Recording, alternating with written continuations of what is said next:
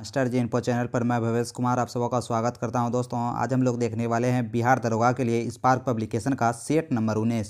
तो चलिए दोस्तों स्टार्ट करते हैं आज का वीडियो। ज़्यादा से ज़्यादा आंसर देने का प्रयास कीजिएगा और चैनल पर नए होंगे तो चैनल को सब्सक्राइब कर लीजिएगा। इस क्लास का PDF पाने के लिए टेलीग्राम चैनल को ज्वाइन कर लीजिएगा। दोस्तों पहला प्रश्न है कि रामोसी विद्रोह का सही रूप में किस भौगोलिक इलाके में हुआ था। दोस्तों तो रामोसी जो विद्रोह हुआ था यह पश्चिमी घाट में हुआ था। दोस्तों बात करें रामोसी विद्रोह की तो रामोसी विद्रोह पश्चिमी घाट में रहने वाले रामोसी जनजातियों के लोगों द्वारा 1822 ईस्वी में सरदार चित्तर सिंह के नेतृत्व में किया गया था। इन्होंने सातारा के आसपास के क्षेत्रों को लूटा और किलों पर आक्रमण किया। 1825 से 26 ईस्वी में उमा जी के नेतृत्व में पुनः विद्रोह हुआ जो 1829 ईस्वी तक चलता रहा। नेक्स्ट क्वेश्चन की बात करें दोस्तों, फराजी कौन थे? फराजी कौन थे? तो फराजी हाजी शरीयतुल्लाह के अनुयायी थे। काफ़ी चर्चित ये प्रश्न है दोस्तों कि फराजी आंदोलन की स्थापना 1818 ईस्वी में हाजी शरीयतुल्लाह द्वारा किया गया था। यह आंदोलन बंगाल के फरीदपुर नामक क्षेत्र में केंद्रित था। शरीयतुल्लाह के पश्चात उनके पुत्र दादू मियाँ के नेतृत्व में विद्रोह चला जिसे अंग्रेजों द्वारा कई बार दबाया गया। फराजी शब्द की उत्पत्ति फर्ज शब्द से हुई है। यह विद्रोह 1838 से 1857 तक चला।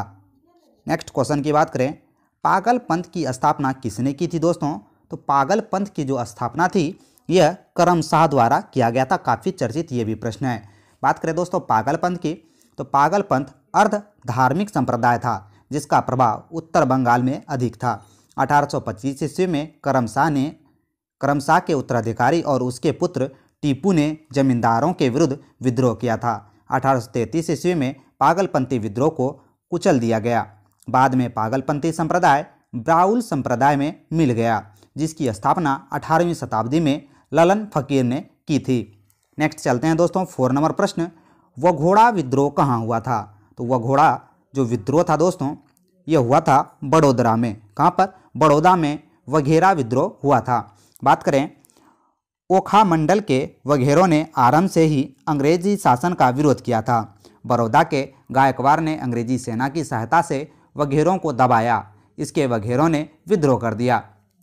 1818 से 1819 ईस्वी में इन्होंने अंग्रेजी राज्यों पर आक्रमण कर दिया। 1820 ईस्वी में एक संधि द्वारा शांति स्थापित की गई थी।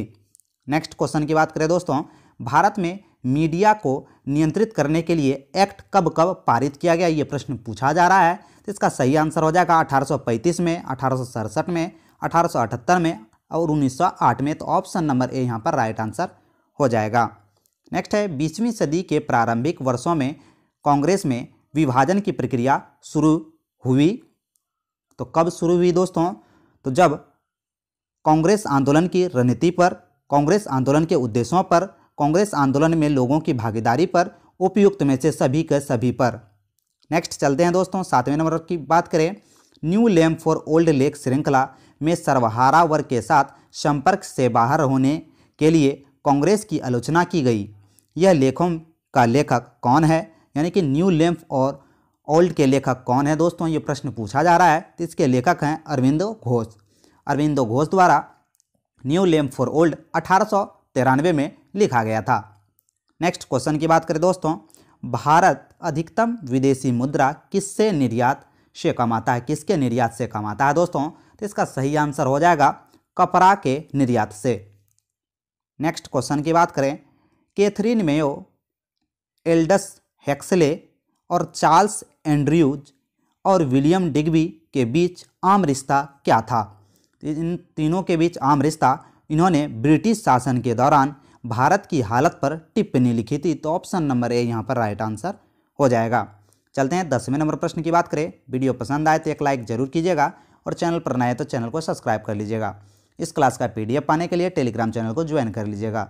निम्नलिखित पंक्तियों को किसने लिखा? सरफरोशी की तमन्ना अब हमारे दिल में है, देखना है जोर कितना बाजुए कातिल में है।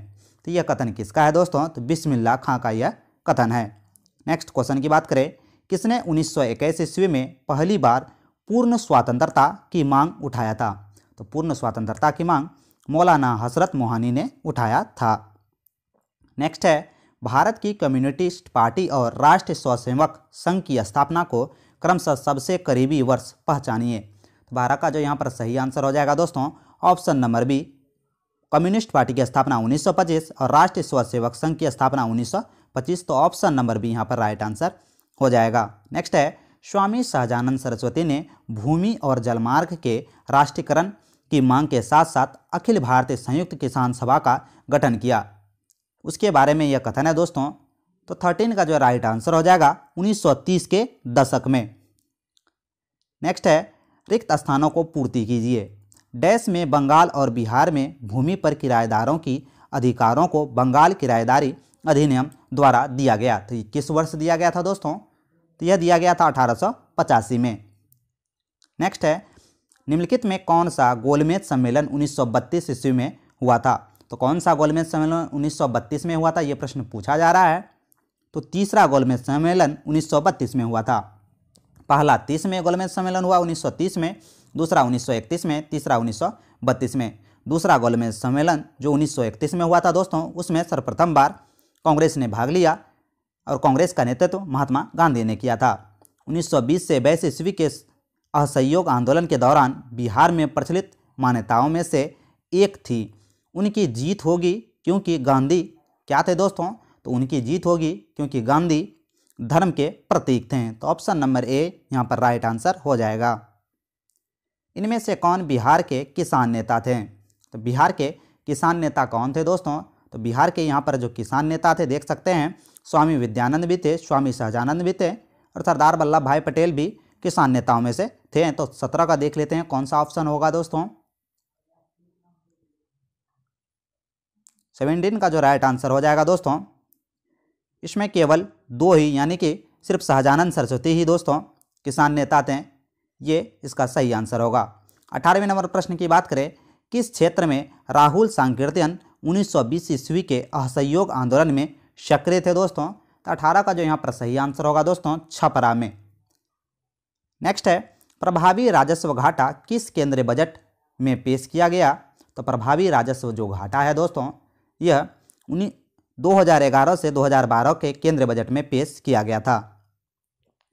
किसने दुखी, दुखी आत्मा, दुखी हृदय जैसे छद्मनामों के तहत लिखकर चंपारण के किसानों की दुर्दशा पर प्रकाश डाला था दोस्तों? तो ये कथन किसका है, ये किसने लिखा था दोस्तों?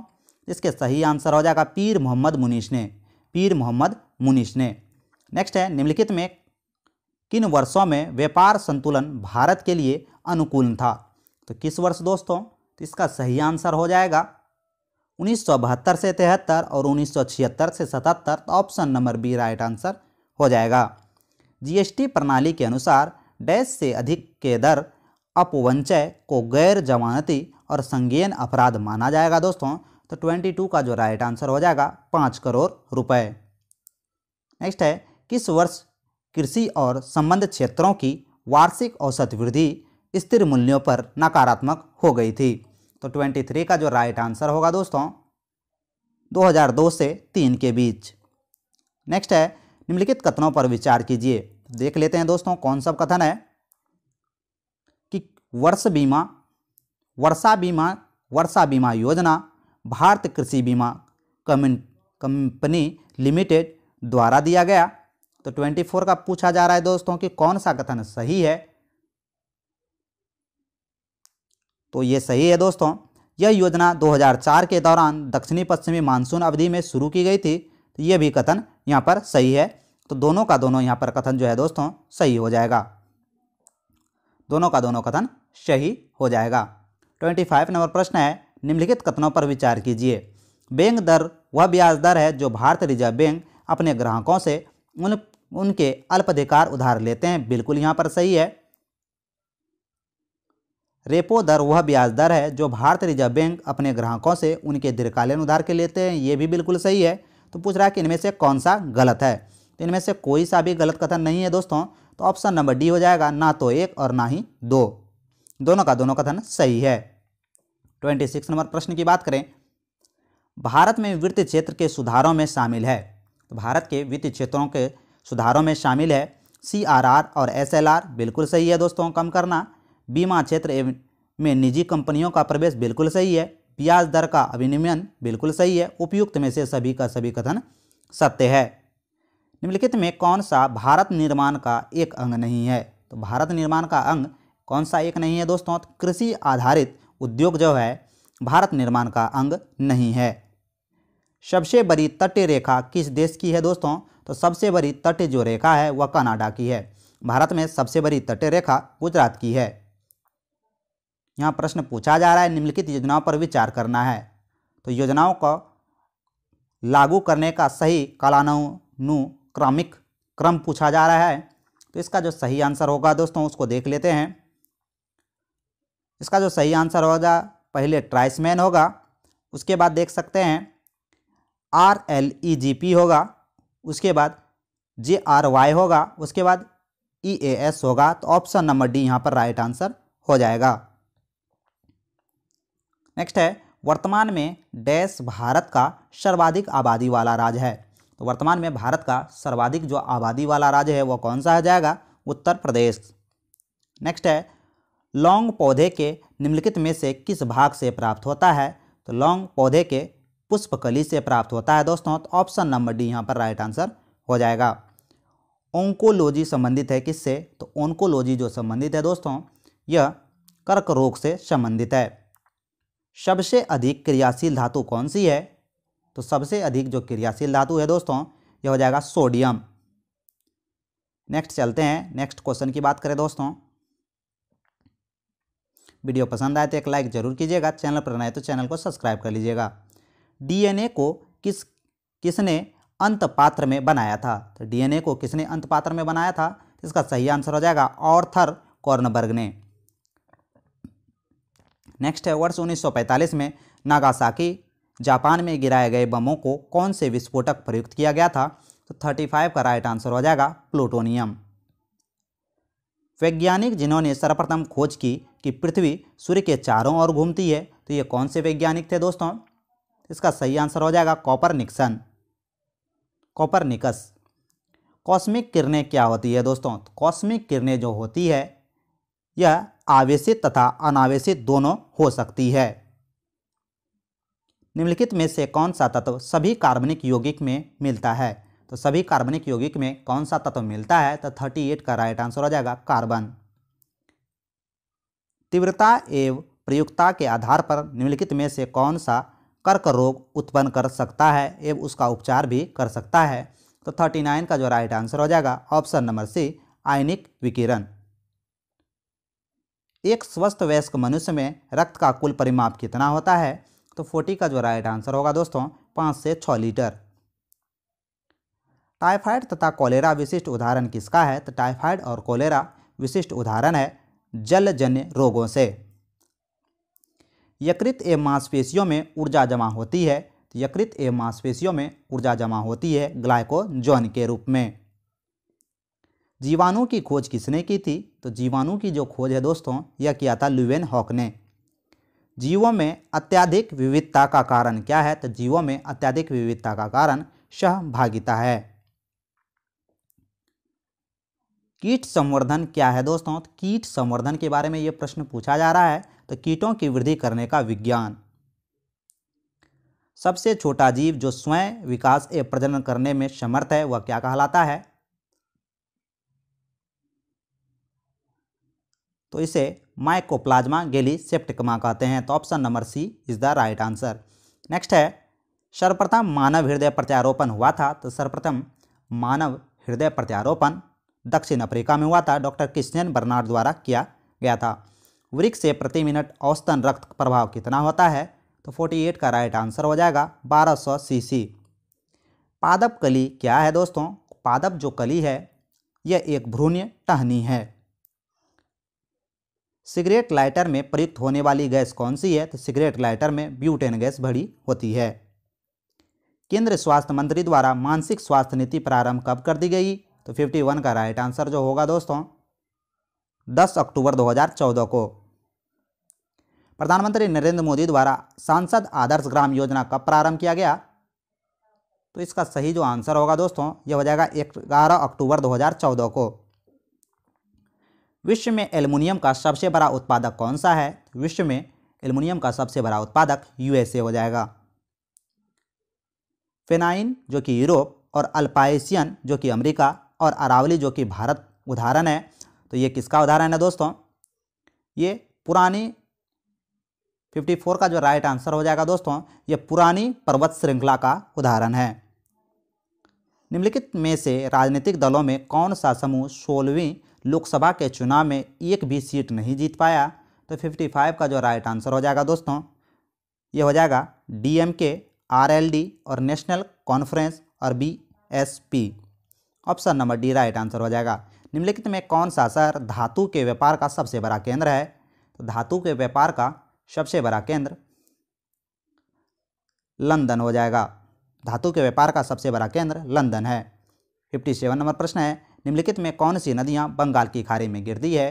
तो बंगाल की खाड़ी में गिरने वाली नदियां हैं गंगा, ब्रह्मपुत्र, गोदावरी, महानदी, कृष्णा, कावेरी। तो ऑप्शन नंबर जो डी होगा राइट आंसर हो जाएगा, सभी का सभी। न्यायमूर्ति जे.एस. वर्मा कमेटी की रिपोर्ट 2013 संबंधित है, किससे संबंधित है दोस्तों? तो 58 का राइट आंसर हो जाएगा महिलाओं के विरुद्ध अपराधों से संबंध कानूनों में परिवर्तन। बिहार से लोकसभा के लिए कितने सदस्य चुने जाते हैं? तो बिहार से लोकसभा के लिए 40 सदस्य चुने जाते हैं। बिहार का अद्वितीय त्यौहार कौन सा है? तो बिहार का अद्वितीय त्यौहार छठ पूजा है। भारत में सबसे पुराना तेल भंडार कहाँ है? तो भारत में सबसे पुराना तेल भंडार डिगबोई, असम में है। निम्नलिखित यूरोपीय यूनियन देशों में से फिलिस्तीन राज्य को आधिकारिक मान्यता देने वाला प्रथम देश कौन है? तो 62 का राइट आंसर यहाँ जो होगा दोस्तों, ये हो जाएगा स्वीडन।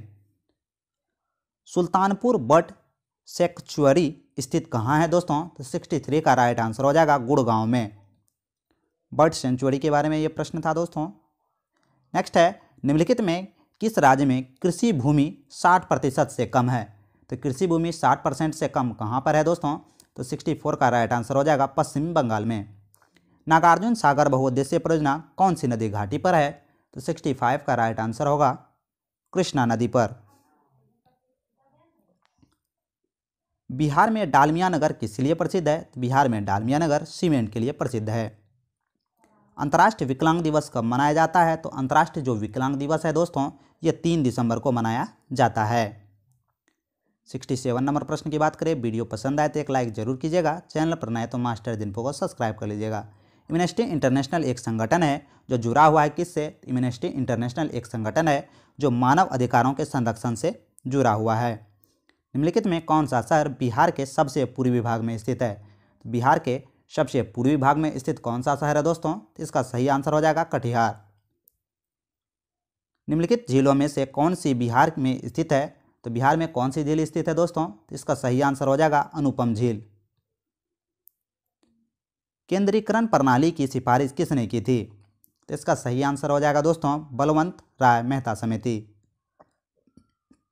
भारत में मध्य अर्धशतक में अपनाए गए महालनोबिस प्लांट मॉडल का उद्देश्य क्या है? तो 72 का जो राइट आंसर हो जाएगा दोस्तों भारी उद्योगों की स्थापना करना जो पूंजी संगत थे। निम्नलिखित में कौन एक राष्ट्रीय खाद्य सुरक्षा मिशन में शामिल नहीं है? तो 73 का जो राइट आंसर हो जाएगा दोस्तों तिलहन। भारत में बजट घाटे को पूरा करने के तदर्थ ट्रेजडी बिल की प्रणाली को कब समाप्त किया गया? तो 74 का जो राइट आंसर हो जाएगा दोस्तों ट्रेजडी बिल को समाप्त किया गया 31 मार्च 1997 को। Option number D right answer हो जाएगा। आर.एन. मल्होत्रा कमेटी संबंधित है किससे? तो आर.एन. मल्होत्रा जो कमेटी है दोस्तों ये संबंधित है बीमा क्षेत्र से। भारत में सेवा कर किस वर्ष प्रारंभ किया गया था? तो 76 का जो राइट आंसर हो जाएगा दोस्तों 1994 से 95 के बीच। रुपए में परिवर्तनता का तात्पर्य क्या है? तो 77 का जो राइट आंसर होगा दोस्तों रुपए तथा अन्य प्रमुख मुद्राओं को आपस में आज़ादी से परिवर्तन की अनुमति देना। 78 नंबर प्रश्न की बात करें, केंद्र सरकार के निम्नलिखित महत्वपूर्ण कर राजस्व के स्रोतों को विचार कीजिए।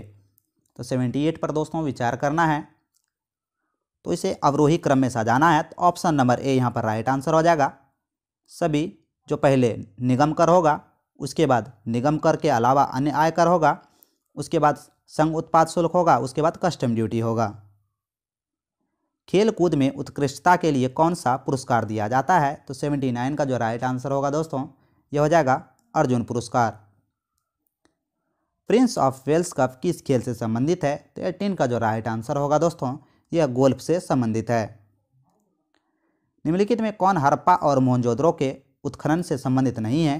हड़प्पा और मोहनजोदड़ो के उत्खनन से कौन संबंधित नहीं है? तो इसका सही आंसर हो जाएगा V.A. स्मिथ। गौतम बुद्ध अपना प्रथम उपदेश कहाँ दिए थे दोस्तों? गौतम बुद्ध जो थे अपना प्रथम उपदेश सारनाथ उत्तर प्रदेश में दिए थे। सर्वाधिक उपदेश श्रावस्ती में दिए थे। नेक्स्ट है, प्राचीन भारत का नेपोलियन किसे कहते हैं? तो प्राचीन भारत का नेपोलियन समुद्रगुप्त को कहा जाता है। हर्षवर्धन के शासनकाल में किस चीनी यात्री ने भारत की यात्रा की थी? 34 का राइट आंसर हो जाएगा ह्वेनसोंग ने। 2.5 दिन का झोपड़ा क्या है दोस्तों? 85 का जो राइट आंसर हो जाएगा 2.5 दिन का झोपड़ा एक मस्जिद है। तुजु के बाबरी किस भाषा में लिखा गया है?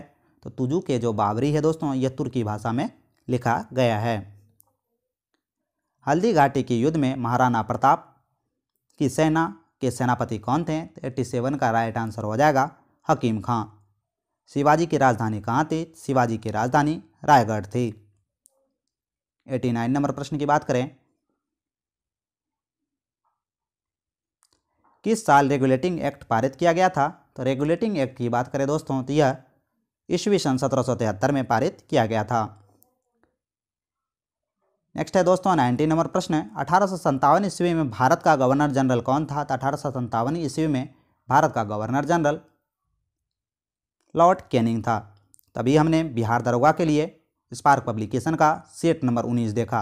आशा करता हूं कि आज का ये क्लास आपको अच्छा लगा होगा। क्लास अच्छा लगा होगा तो एक लाइक और एक प्यारा सा कमेंट जरूर कीजिएगा दोस्तों। इस क्लास का PDF पाने के लिए टेलीग्राम चैनल को ज्वाइन कर लीजिएगा। तो मिलते हैं दोस्तों अगले वीडियो में। जय हिंद, जय भारत।